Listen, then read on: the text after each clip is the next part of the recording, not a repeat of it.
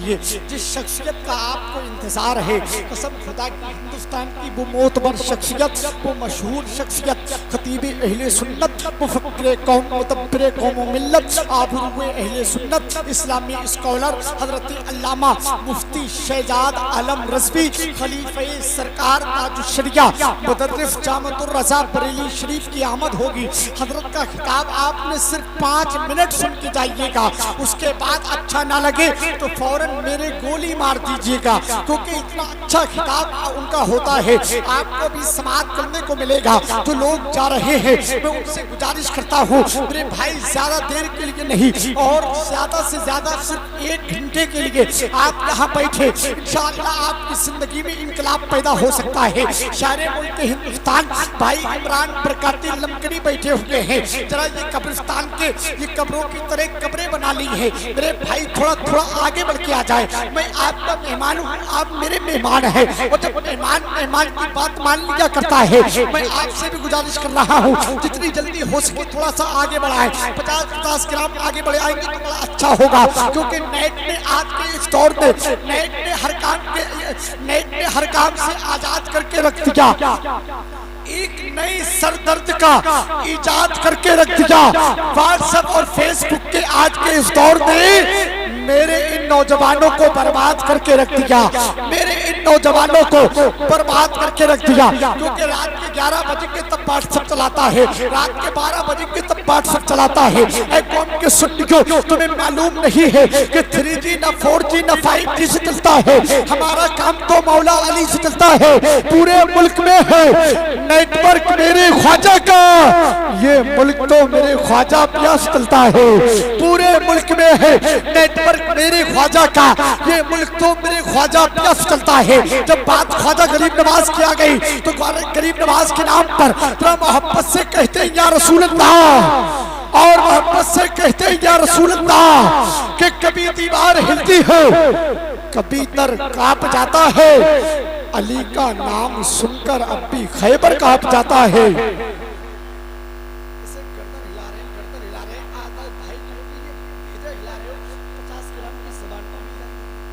जैसे आप तो ऐसे आके बैठ गए जैसे एक साहब की नई शादी, क्या शादी, अब पहुंचे ससुराल में 4 पाई पे बैठे चुपचाप चले गए। सास ने देखा दमाद आए थे, 4 पाई पे बैठे चुपचाप चले गए। सास ने आए संगम के पास, कहने लगी आपका अजीब लड़का, न बोलता है न चलता है, 4 पाई पे बैठे चुपचाप चला गया। तो बेचारी संगम कहने लगी चलो अब ऐसी गलती हो गई, अब कभी नहीं होगी। अब जनाब 1 महीने के बाद दिल में ख्याल आया चलो ससुराल चला जाए। अम्मा से बोला अम्मा, मैं बोली बेटा क्या बात है? बोले अम्मा ससुराल जाऊंगा।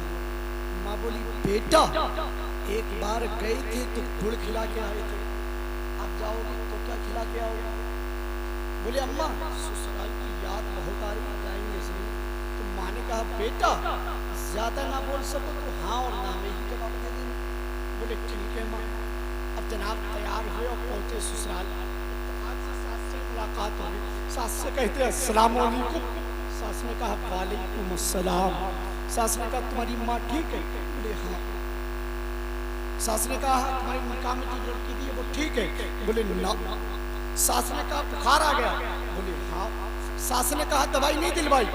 बोले ना। जब बेचारी सास बोली कतई मार के ही छोड़ोगे? तो जनाब बोले हाँ। बोले हाँ। तो अगरास वालों जरा अपनी जबान को हिलाइए, अपनी जबान को हिलाइए। आप तो हाँ ना में जवाब देने वाले नहीं, आप तो बड़े अच्छे लोग हैं। वो अच्छे लोग जब अच्छे लोगों की बात को मानते हैं, जरा मोहब्बत से कहते हैं या रसूल अल्लाह।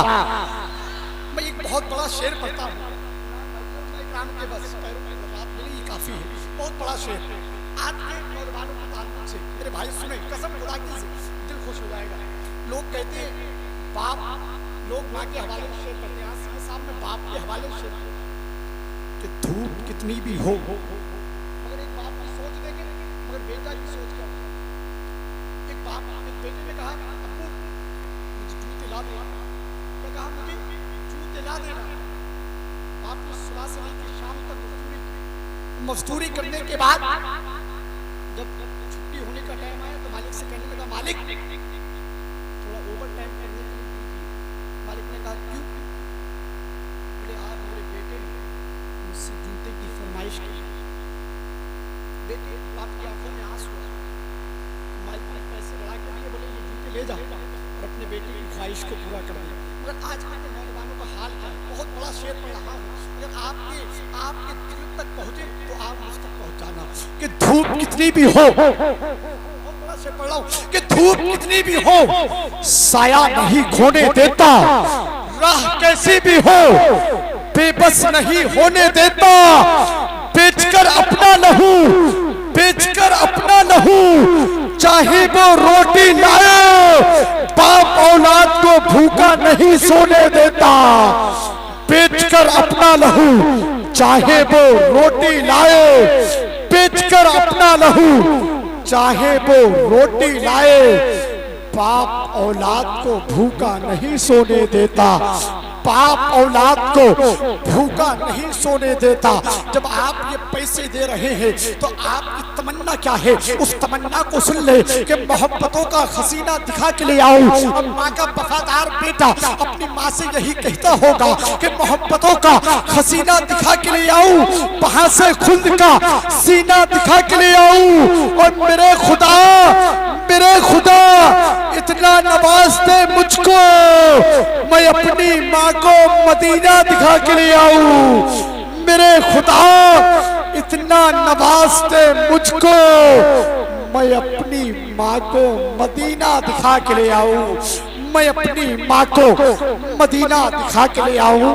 मैं अपनी माँ को मदीना दिखा के ले आऊं।